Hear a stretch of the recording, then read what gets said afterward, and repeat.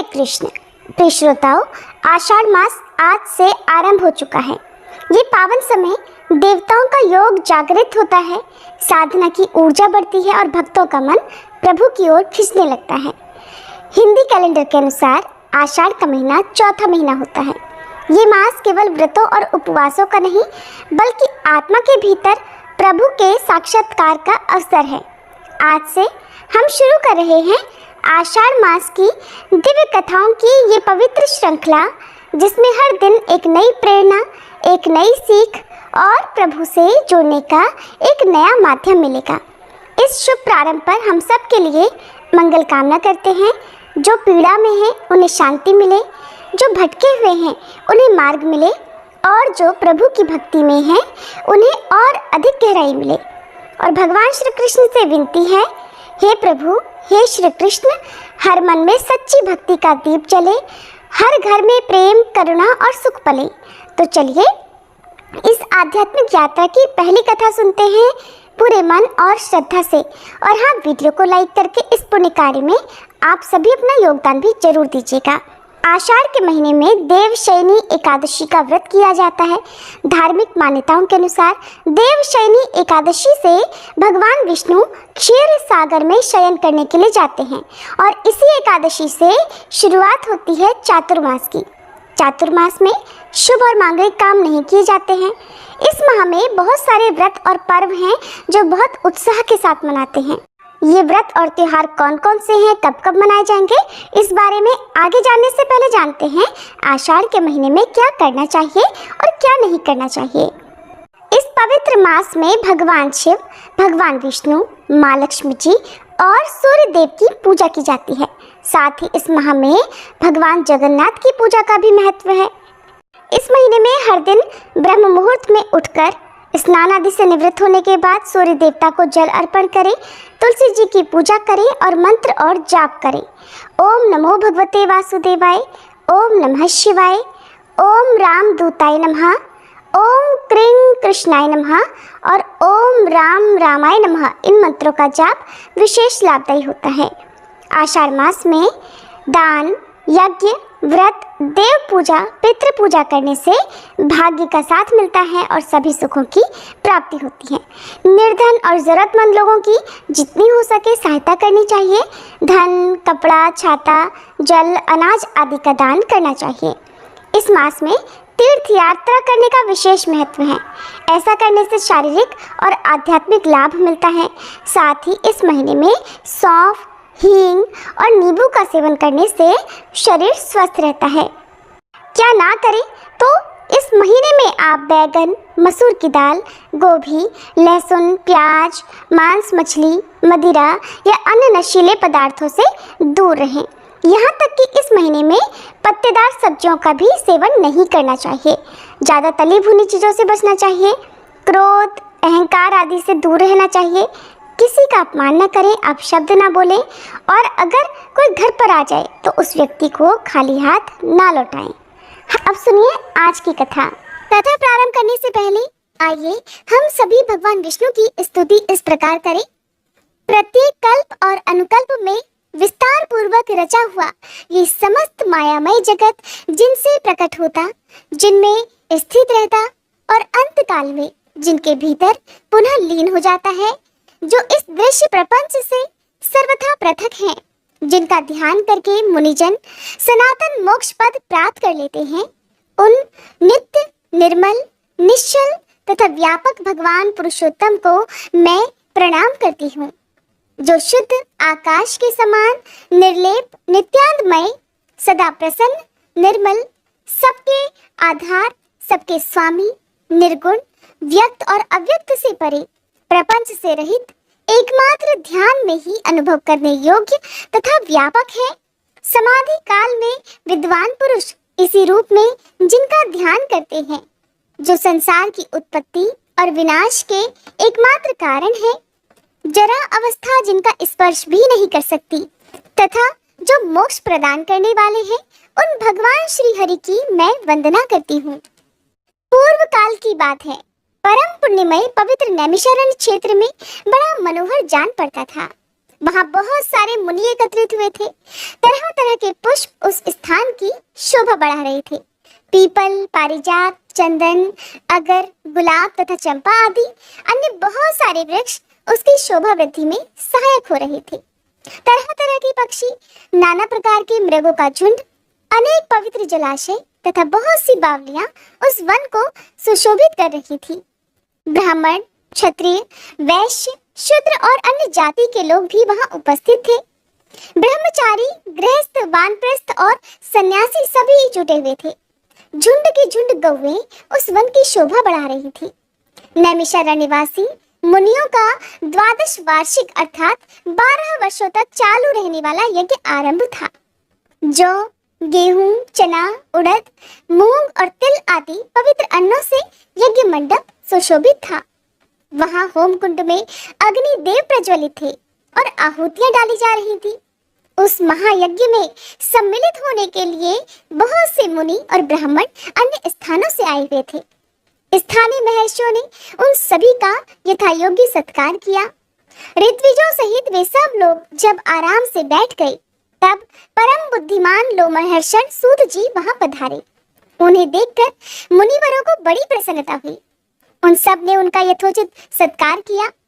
सूत जी भी उनके प्रति आदर का भाव प्रकट करके एक श्रेष्ठ आसन पर विराजमान हो गए। उस समय सभी ब्राह्मण सूत जी के साथ वार्तालाप करने लगे। वार्तालाप के अंत में सबने व्यास शिष्य लोमहर्षण जी से अपना संदेह पूछा। मुनि कहने लगे, हे साधु शिरोमणि, आप पुराण, तंत्र, छह शास्त्र, इतिहास तथा देवताओं और दैत्यों के जन्म, कर्म और चरित्र सब जानते हैं। वेद, शास्त्र, पुराण, महाभारत तथा मोक्ष शास्त्र में कोई भी बात ऐसी नहीं है जो आपको ज्ञात न हो। हे महामते, आप सर्वज्ञ हैं, अतः हम आपसे कुछ प्रश्नों का उत्तर सुनना चाहते हैं। बताइए, ये समस्त जगत कैसे उत्पन्न हुआ? भविष्य में इसकी क्या दशा होगी? स्थावर जंगम रूप संसार सृष्टि से पहले ये कहाँ लीन था और फिर कहाँ लीन हो जाएगा? मुनियों की बात सुनकर लोमहर्षण जी ने कहा, जो निर्विकार, शुद्ध, नित्य परमात्मा, सदा एक रूप और सर्वविजयी हैं, उन भगवान विष्णु को नमस्कार है।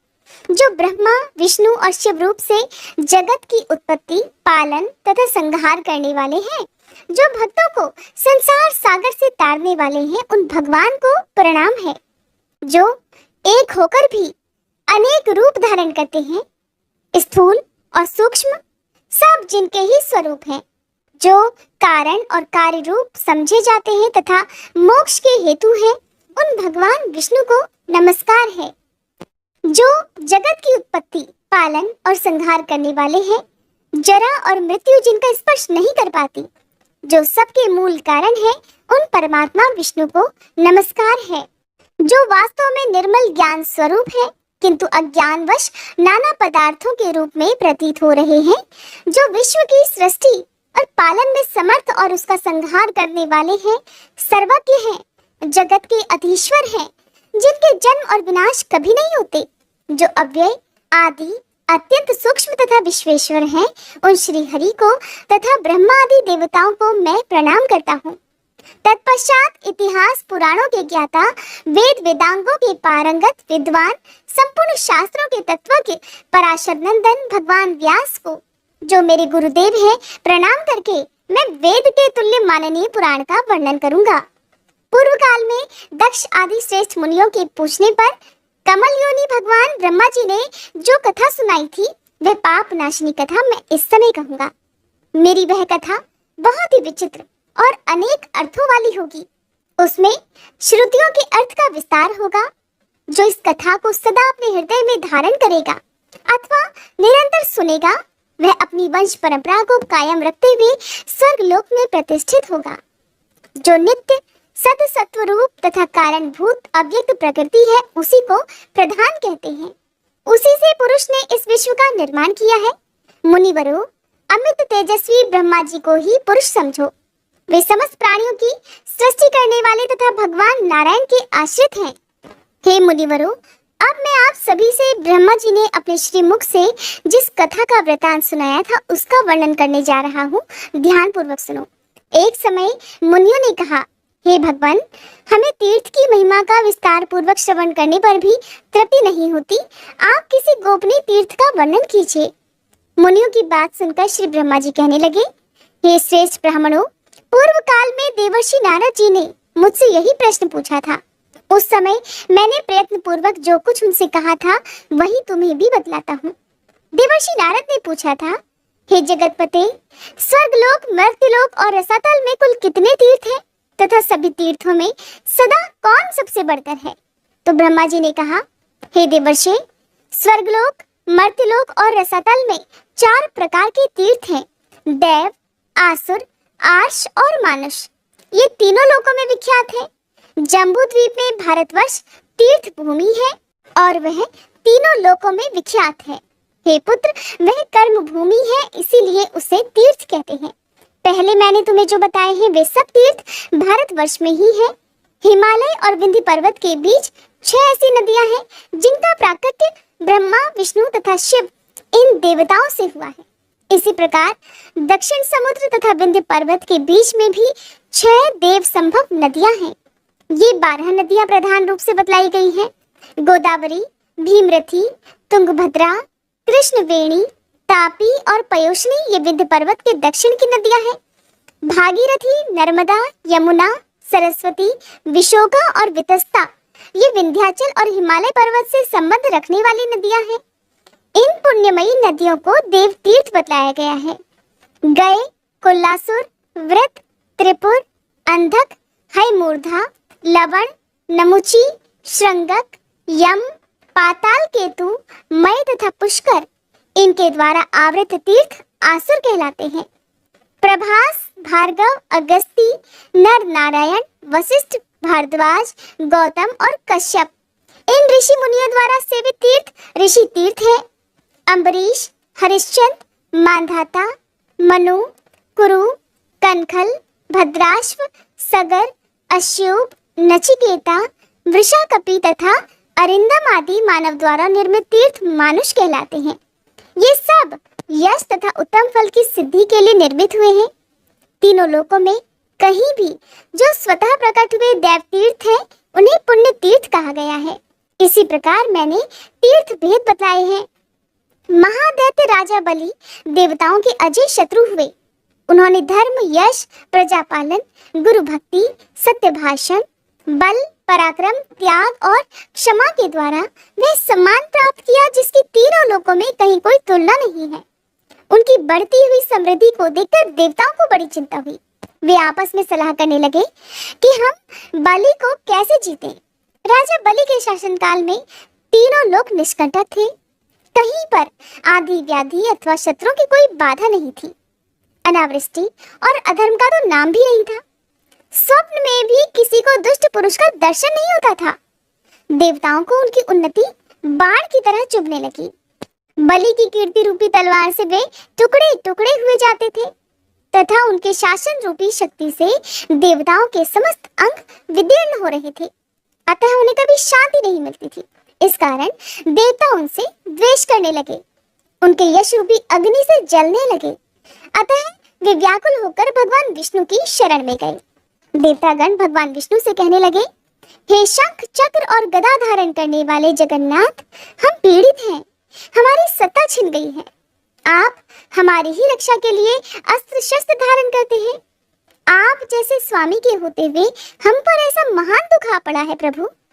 हमारी जो वाणी आपको प्रणाम करती थी वही एक दैत्य को कैसे नमस्कार करेगी। हे सुरेश्वर, आपके ऐश्वर्य से पुष्ट होकर अपने ही पराक्रम से तीनों लोगों को जीतकर हम स्थिर होंगे। दैत्य को हम कैसे नमस्कार करें। देवताओं का ये वचन सुनकर दैत्यों का संहार करने वाले भगवान ने देव कार्य की सिद्धि के लिए इस प्रकार कहा। श्री भगवान बोले, देवताओं, बलि मेरा भक्त है, उसे देवता और असुर कोई भी नहीं मार सकते। जैसे तुम लोग मेरे द्वारा पालन पोषण के योग्य हो वैसे ही बलि भी है। मैं बिना युद्ध के ही स्वर्ग में बलि का राज्य छीन लूंगा और बलि को बांधकर तुम्हारा राज्य तुम्हें लौटा दूंगा। श्री ब्रह्मा जी कहते हैं, बहुत अच्छा कहकर देवता स्वर्गलोक को चले गए। इधर देवताओं के स्वामी भगवान विष्णु ने अदिति के गर्भ में प्रवेश किया। उनके जन्म के समय अनेक प्रकार के उत्सव होने लगे। यज्ञेश्वर यज्ञ पुरुष स्वयं ही वामन रूप में अवतीर्ण हुए। इसी समय बलवानों में श्रेष्ठ बलि ने अश्वमेध यज्ञ की दीक्षा ली। प्रधान प्रधान ऋषि तथा वेद वेदांगों के ज्ञाता पुरोहित शुक्राचार्य ने उस यज्ञ का आरंभ कराया। स्वयं शुक्र ही यज्ञ के आचार्य थे। उस यज्ञ में भविष्य का भाग लेने के लिए जब सभी देवता निकट आए, दान दो, भोजन करो, सबका सत्कार करो, पूर्ण हो गया, पूर्ण हो गया इत्यादि शब्द यज्ञ मंडप में गूंजने लगे। उसी समय विचित्र कुंडल धारण किए साम गाम करते हुए वामन जी धीरे धीरे यज्ञशाला में आए। आने पर वे यज्ञ की प्रशंसा करने लगे। शुक्राचार्य उन्हें देखते ही तुरंत समझ गए कि ये ब्राह्मण रूपधारी वामन देवता वास्तव में दैत्यों के विनाशक, यज्ञ और तपस्या के फल देने वाले और राक्षस कुल का संहार करने वाले साक्षात विष्णु हैं। बलवानों में श्रेष्ठ महातेजस्वी राजा बलि क्षत्रिय धर्म के अनुसार विजयी होकर भक्ति पूर्वक धन का दान करते हुए अपनी पत्नी के साथ यज्ञ की दीक्षा लेकर बैठे थे और भविष्य का हवन करते हुए यज्ञ पुरुष का ध्यान कर रहे थे। शुक्राचार्य जी ने वामन जी को पहचान कर तुरंत ही राजा बलि से कहा, हे राजन, ये जो बौने शरीर वाले ब्राह्मण तुम्हारे यज्ञ में आए हैं, ये वास्तव में ब्राह्मण नहीं, यज्ञ वाहन यज्ञेश्वर विष्णु है। प्रभु, इसमें तनिक भी संदेह नहीं कि ये देवताओं का हित करने के लिए बालक रूप धारण करके तुमसे कुछ याचना करने आए हैं। अतः पहले मुझसे सलाह लेकर पीछे इन्हें कुछ दान देना चाहिए। ये सुनकर शत्रु विजयी बलि ने अपने पुरोहित शुक्राचार्य से कहा, मैं धन्य हूँ गुरुवर, जिसके घर पर साक्षात यज्ञेश्वर मूर्तिमान होकर पधारते और कुछ याचना करते हैं। अब इसमें सलाह लेने के योग्य कौन सी बात रह जाती है मुनिवर। ऐसा कहकर पत्नी और पुरोहित शुक्राचार्य के साथ राजा बलि उस स्थान पर आए जहां अदिति नंदन वामन जी विराजमान थे। राजा बलि ने हाथ जोड़कर पूछा, भगवान बताइए आप क्या चाहते हैं। तब वामन जी कहने लगे, महाराज केवल 3 पग भूमि दे दीजिए और किसी धन की मुझे आवश्यकता नहीं। बहुत अच्छा, ऐसा कहकर राजा बलि ने रत्न जटित कलश से जल लिया और वामन जी को भूमि संकल्प करके दे दी। सभी महर्षि और शुक्राचार्य चुपचाप देख रहे थे। वामन जी ने धीरे से कहा, राजन स्वस्ति, आप सदा सुखी रहें। मुझे मेरी नापी हुई 3 पग भूमि दे दीजिए। बलि ने तथास्तु कहकर जैसे ही वामन जी की ओर देखा, वे विराट रूप हो गए। चंद्रमा और सूर्य उनकी छाती के सामने आ गए। उन्हें इस रूप में देखकर स्त्री सहित दैत्यराज बलि ने विनय पूर्वक कहा, जगन्मय विष्णु, आप अपनी शक्ति भर पैर बढ़ाइए। वामन रूपधारी श्री विष्णु बोले, दैत्यराज देखो, मैं पैर बढ़ा रहा हूँ। बलि ने देखकर कहा, बढ़ाइए, अवश्य बढ़ाइए। तब भगवान ने पृथ्वी के नीचे स्थित कच्छप की पीठ पर पैर रखकर पहला पग बलि के यज्ञ में रख दिया, किंतु उनका दूसरा पग ब्रह्मलोक तक जा पहुंचा। उस समय उन्होंने बलि से कहा, दैत्यराज 2 पग तो मैंने रख लिए, लेकिन मेरा तीसरा पग रखने के लिए स्थान तो बचा ही नहीं। कहाँ रखूं, स्थान दो। ये सुनकर बलि ने हंसते हुए कहा, हे जगन्मय देवेश्वर, आपने ही तो जगत की सृष्टि की है, मैं तो इसका सृष्टा नहीं। यदि ये छोटा सा या थोड़ा हो गया हो तो इसमें आपका ही दोष है, मैं क्या करूं। केशव, फिर भी मैं कभी असत्य नहीं बोलता, अतः मेरे सत्य की रक्षा करते हुए आप अपना तीसरा पग मेरी पीठ पर ही रख दीजिए। बलि का ये वचन सुनकर वेद त्रयी रूप देव पूजित भगवान प्रसन्न होकर बोले, दैत्यराज, मैं तुम्हारी भक्ति से अत्यंत प्रसन्न हूँ, तुम्हारा कल्याण हो, वत्स कोई वर मांगो। तब बलि ने जगत के स्वामी भगवान त्रिविक्रम से कहा, हे प्रभु, अब मैं आपसे याचना नहीं करूंगा, अब आप खुद ही अपनी इच्छा से मुझे जो कुछ देना चाहते हैं वो दे दीजिए। तब भगवान ने स्वयं ही प्रसन्न होकर उन्हें मनोवांछित वर दिया। वर्तमान समय में रसातल का राज्य, भविष्य में इंद्रपद, स्वतंत्रता तथा अविनाशी यज्ञ आदि प्रदान कर दिए। इस प्रकार दैत्यराज बलि को ये सब कुछ देकर भगवान ने उन्हें पुत्र और पत्नी सहित रसातल में भेज दिया और इंद्र को देवताओं का राज्य अर्पित कर दिया। इसी बीच में उनका जो दूसरा पग मेरे लोक में पहुंचा था मुनिवर, उसे देखकर मैंने सोचा ये मेरे जन्मदाता भगवान विष्णु का चरण है जो सौभाग्यवश मेरे घर पर आ पहुंचा है। इनके लिए मैं क्या करूं जिससे मेरा कल्याण हो सके? मेरे पास जो यह श्रेष्ठ कमंडल है, इसमें भगवान शंकर का दिया हुआ पवित्र जल है। ये जल उत्तम, वरदायक, शांतिकारक, शुभद, भोग और मोक्ष का दाता, विश्व के लिए मात्र रूप, अमृतमय, पवित्र औषध, पावन, पूज्य, ज्येष्ठ, श्रेष्ठ, गुणमयी तथा स्मरण मात्र से लोगों को पवित्र करने वाला है। ये जल मैं अपने पिता को अर्घ्य रूप से अर्पित करूंगा। ये सोचकर मैंने वह जल भगवान के चरणों में अर्घ्य रूप से चढ़ा दिया। वह मंत्र युक्त अर्घ्य जल भगवान विष्णु के चरणों में गिरकर मेरु पर्वत पर पड़ा और 4 भागों में बंटकर पूर्व, दक्षिण, पश्चिम तथा उत्तर दिशा में पृथ्वी पर जा पहुंचा। दक्षिण में गिरे हुए जल को भगवान शंकर ने जटाओं में रख लिया। पश्चिम में जो जल गिरा वह फिर कमंडल में ही चला आया।